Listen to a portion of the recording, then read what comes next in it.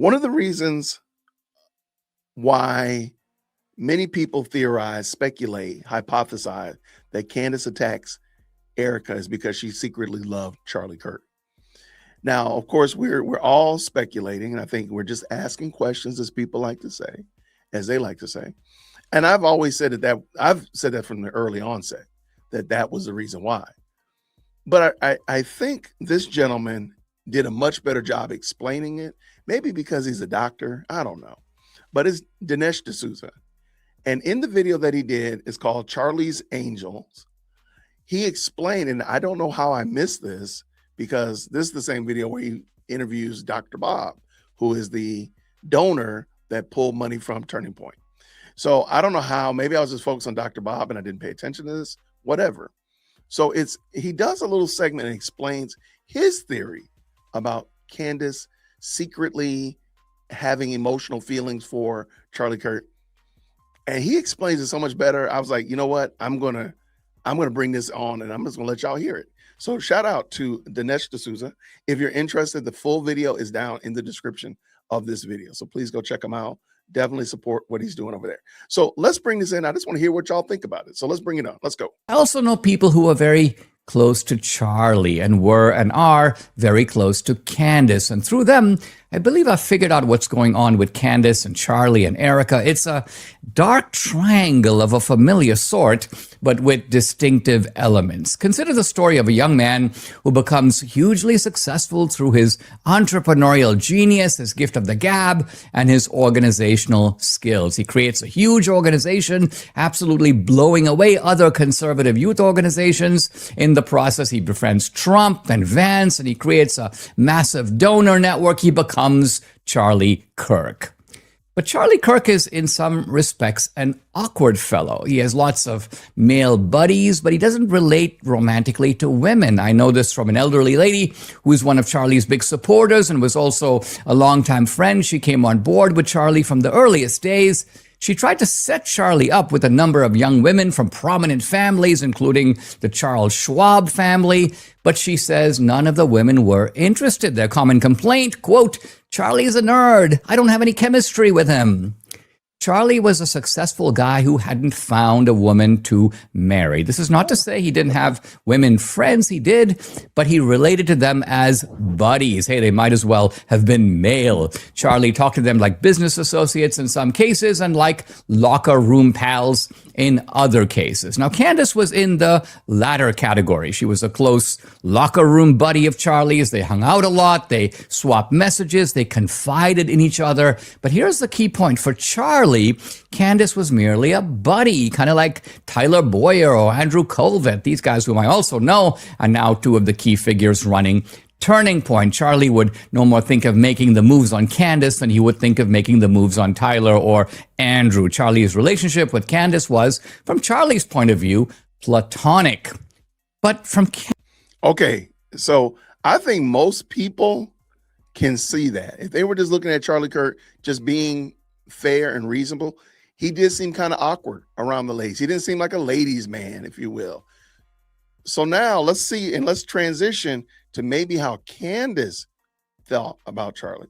And if you watch this, you'll start playing in your mind when Candace was talking about how he was trying to date and trying to be cool and how he looked.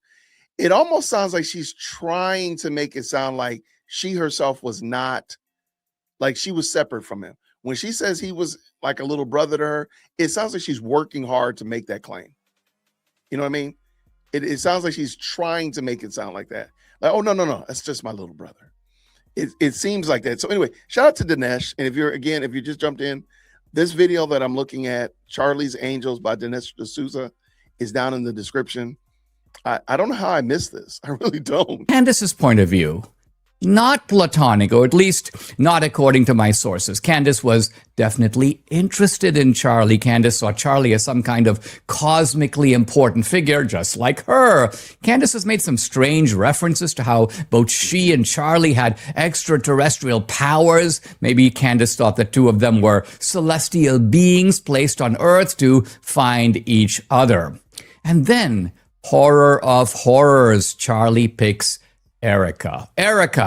Now, you have to understand, not what Erica Kirk really is, but what Erica Kirk represents from Candace's point of view. In reality, Erica seems to be a lovely person, beautiful, accomplished, someone who came out of the world of pageants and modeling, but also established herself as an entrepreneur and a career professional. And of course, she also seems to be a devoted mom. This is how Charlie saw Erica, and this is how most people see her as well. But I like that, because if people are being fair, if you had not been sucking at the teat of Candaspiracy, most people would probably give Erica a lot of grace. They probably would be very proud of her, give her lots of kudos, lots of accolades. The reason people don't is because they've been hoodwinked, bamboozled, run amok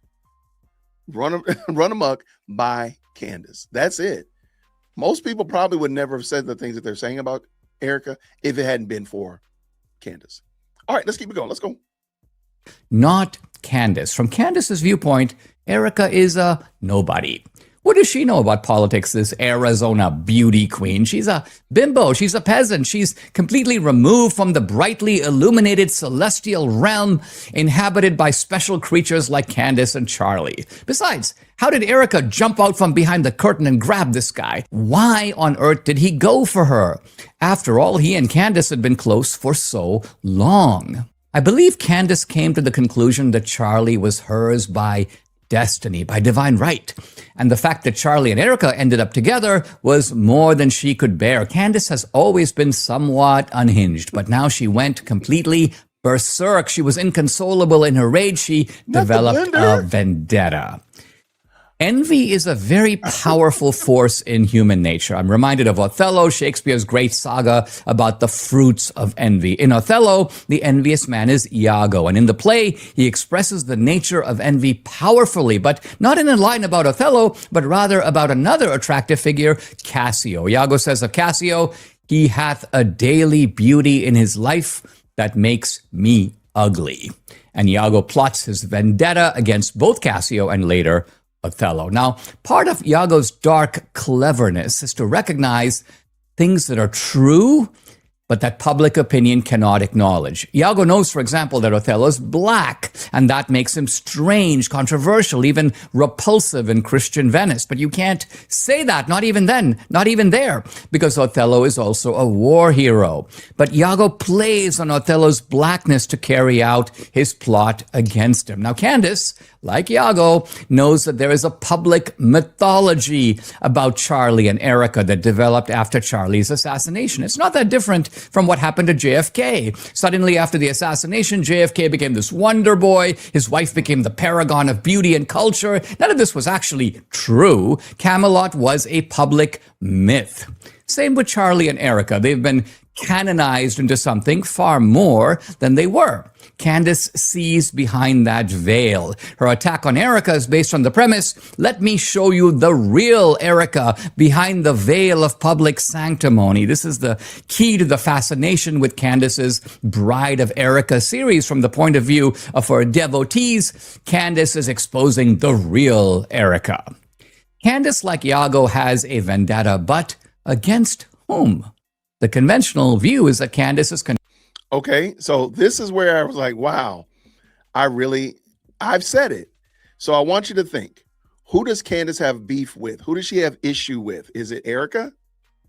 In the chat, if you think it's Erica, put E or EK in the chat if you think it's Erica.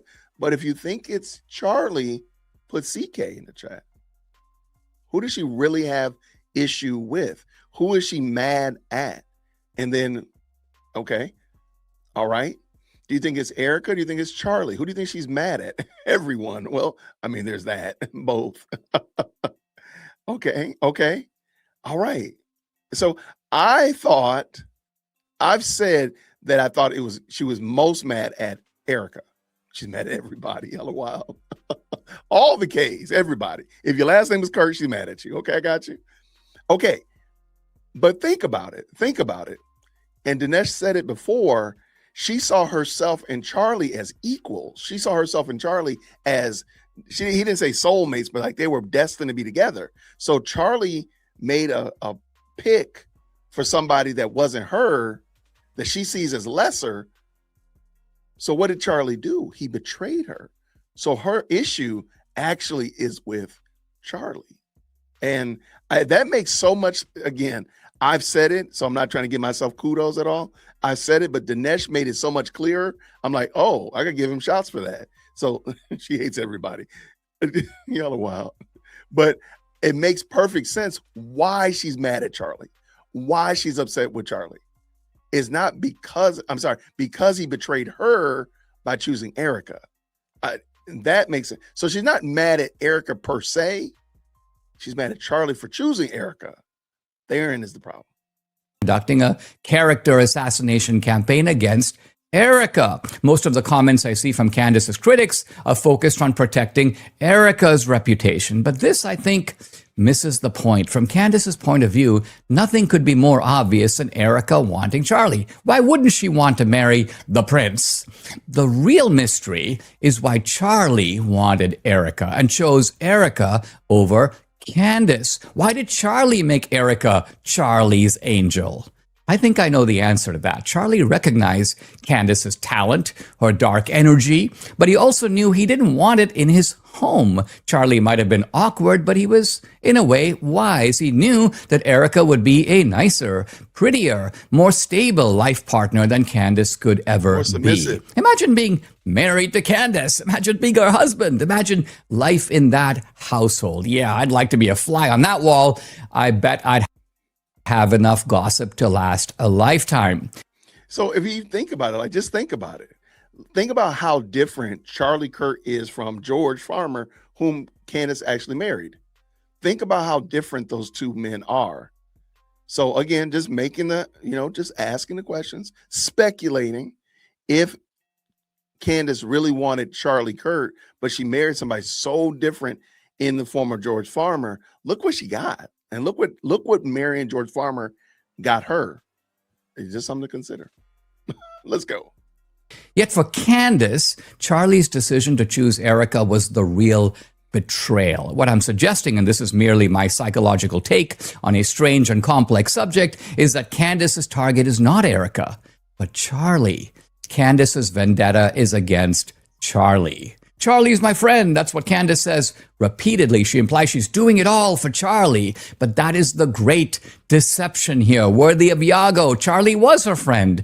But then Charlie not only chose Erika over her, but just as significant, he expelled Candace from his orbit in large part because of Erika. No one saw Candace at Charlie's memorial. That's because she wasn't there. She wasn't invited. So that's when Candace became Maleficent, the Wicked Witch of the West. And when this vendetta got started. Debbie and I watch a lot of true crime stories. The standard plot is different from what we've been talking about, but it's still illuminating for our purpose here. Man and woman have a long-term marriage, but over time their romantic relationship dissolves and they're just roommates, just friends. Man takes up with younger, attractive woman. Suddenly they are always together, hand in hand, lovey-dovey. They're soulmates, made for each other. They do everything together. His old partner cannot understand it. What do those two have in common? And soon that incomprehension turns to rage, and sometimes that rage is aimed at the man, not the woman. That's when the criminal plot to destroy him gets underway. It's a familiar plot line, and I think the parallels are obvious to our situation here. But there's a deeper point I want you to consider. Vendettas are typically between equals. A duke doesn't have a vendetta against a serf. Dukes don't fight duels against serfs. The Duke of York will fight a duel, but only against the Duke of Sussex. Candace fancies herself an aristocrat. Hey, have you noticed who she married in the end? A British aristocrat, or maybe pseudo-aristocrat. In any case, she went for European royalty, which is fairly common in Europe these days and is also colloquially known as Euro trash. But my point here is that Candace isn't dueling with Erika because she doesn't consider Erika to be her equal. She's really battling with Charlie. Or perhaps today we'd have to say she's battling with Charlie's ghost. Erika, Bride of Charlie. Think about that title. Erika is the subject, but her only identification is Bride of Charlie. Charlie is the real villain of the story, and it's Charlie's reputation, perhaps even Charlie's memory, that this strange, angry, vengeful woman is bent on destroying through her relentless crusade. Thank you so much for tuning in to another episode of the JWhit Podcast. If you enjoyed today's show, please do me a favor and hit me up with that 3-piece special. Like the video, subscribe, and of course, share it with somebody who would also enjoy this type of content. And make sure you leave a comment because I do pin the best comments to the top. So thank you so much for tuning in today. And until next time, everybody, grace and peace.